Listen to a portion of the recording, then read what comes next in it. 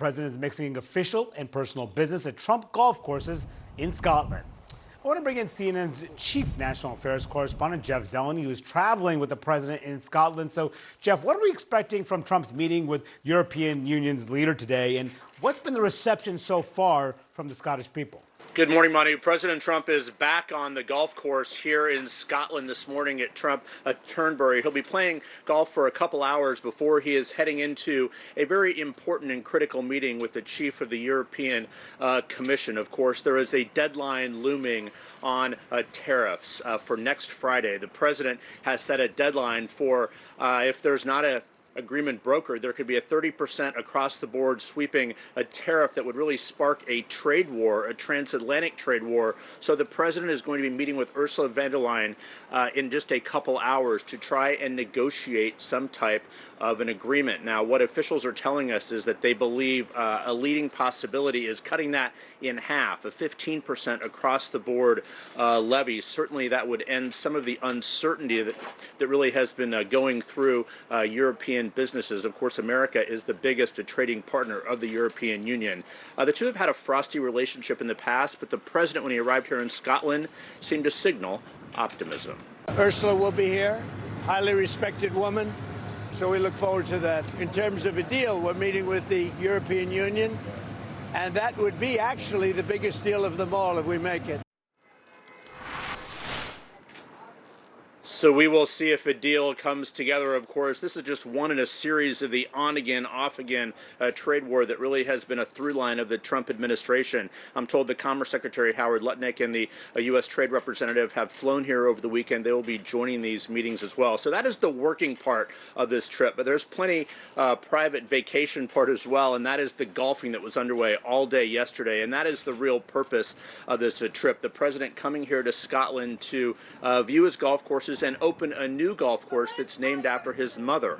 Of course, she is from Scotland, so he has expressed a fondness for this country. Of course, he's visited many times before, but yesterday protests also broke out, not to the extent of the 2018 protests. We saw thousands of people in the streets during his first term as president, but there were significant protests here in Edinburgh and elsewhere, and talking to many demonstrators, they are concerned about the president's foreign policy as well as his stance on democracy. So certainly not a warm welcome from Scots here, but the president is largely ensconced from all of this, playing golf and then having a meeting today with the EU chief and meeting tomorrow with British Prime Minister Keir Starmer.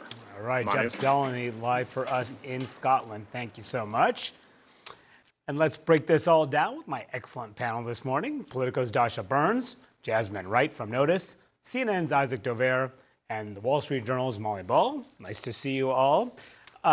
Trump overseas. Look, this has been a tumultuous second term, to say the least. This has probably been one of the most tumultuous periods of his second term, not just with Epstein, but also these crises overseas. In Gaza, the starvation crisis in Gaza doesn't seem to be getting any better. This is obviously a difficult period for the president. Indeed, although he seems like he's having a great time over there, we should say. But I think it is a reminder that, you know, he has left the domestic chaos behind to some degree. And to a remarkable extent, we did see the Epstein scandal start to sort of consume Washington and the administration.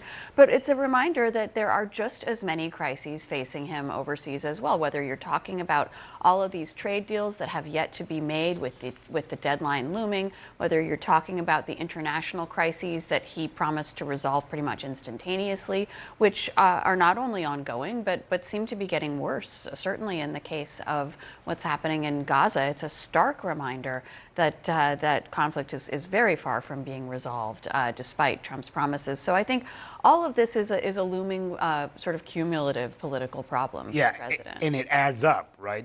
And it adds up to how he's perceived among the American public, among his voters. And it was a striking poll from this past week was the Gallup poll talking about how he is viewed now among voters. A significant drop among independents from January, 17-point drop from 46% approval to 29%. And that's been somewhat consistent with other polling as well. Dasha, you cover the White House.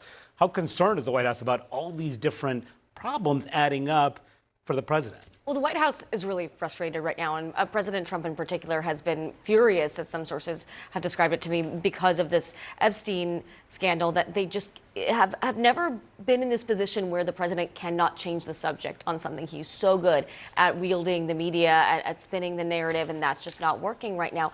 At the same time, this is a moment where they really thought that they would be doing a victory lap. 6 months in, they've gotten their agenda passed through Congress. He's making these deals, but a lot of those promises that he made, to your point, Molly, they have not been fulfilled. And he's got these two strong men in Putin and in Bibi, guys that he thought that he had great relationships with, that he could wheel and deal with, and that is not working. Those two are massive crises that have his base split, by the way. You're seeing some folks get frustrated with his seemingly unconditional support of Bibi Netanyahu and what he's doing in Gaza, and frustration with getting further involved with Ukraine. Some are championing it, like Lindsey Graham, others are not. So his base is not on the same page on a number of issues. Of course, Epstein has been looming over all of it, but that's just one element of a number of cracks that have formed over the last 6 months. And that's why he's trying to do things to get the base back in line. You mentioned some of the things he's trying to do to change the narrative on this. We saw just over the past day on his Truth Social post. If you're going to get a sense of what Trump is thinking, just look at his Truth Social post. Of course, this is Barack Obama in the O.J. White van escaping the LAPD.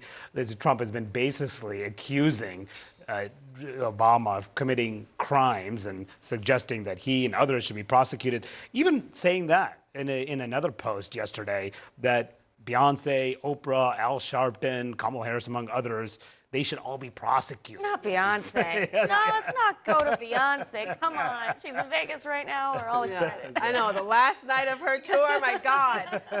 Listen, this is just food for the base. These are the greatest hits that the president can play. The normal people that he can be derogatory towards, that his base will pick up, particularly in a moment where you're right, there is that split, there is that tension. I was talking to one White House official last week, and he was complaining that we continue to say that this is a distraction, or that the president is trying to distract, but the reality is Donald Trump does not want to talk about Epstein.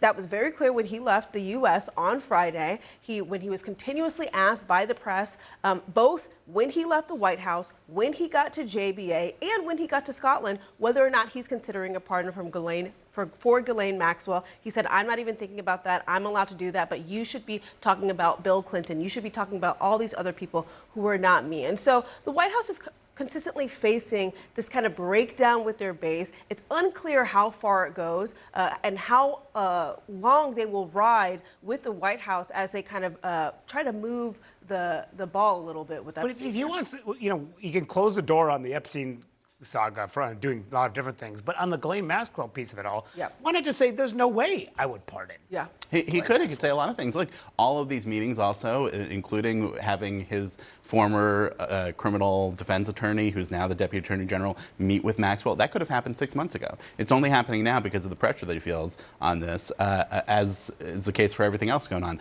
I talked to somebody close to Bill Clinton the other night when there was the revelation in the Wall Street Journal about the birthday greeting that Clinton had sent, and the person said, listen, we broke off, Clinton had broken off his relationship with Epstein long before, but has called for a release of all the materials. That's what Donald Trump used to be doing. That's what J.D. Vance used to be doing. Kash Patel used to be doing. Now that they're all in power, they are not releasing all of it. And in fact, what they're doing is dragging out this process more and more and more.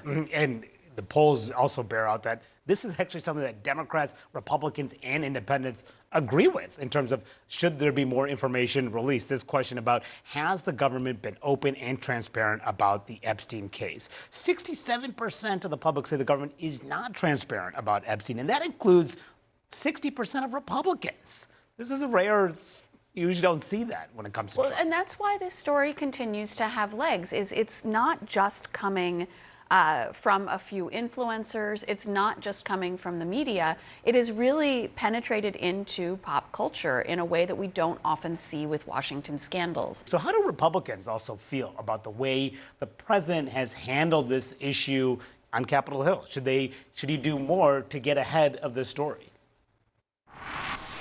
What do you think about the way that the White House has handled this Epstein matter, this sort of drip, drip, drip, rather than putting everything out? I don't know. I'm kind of a rip the Band-Aid off sort of guy myself. Do you think the appearance is that they're not releasing it because his name is on there? Are you worried about that appearance?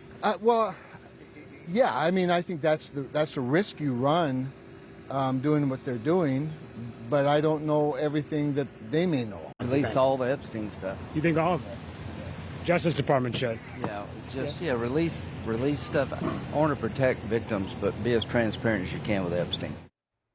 Rip the Band-Aid off. Yeah, rip the Band-Aid off. I mean, they want to get over this hump. They want to stop talking about Epstein. They want the White House to release what they have and the DOJ to release what they have and move forward. The problem is that the DOJ has effectively stayed on this kind of drip, drip, drip environment. We're obviously hearing periodic updates about the conversations with Maxwell. We're hearing periodic updates about whether or not there's an ongoing investigation and to see if there should be more documents released. And so unless they do a full-sale transparency release, you're going to continue to see update after update after update, keeping this in the media. Yeah, no question about it.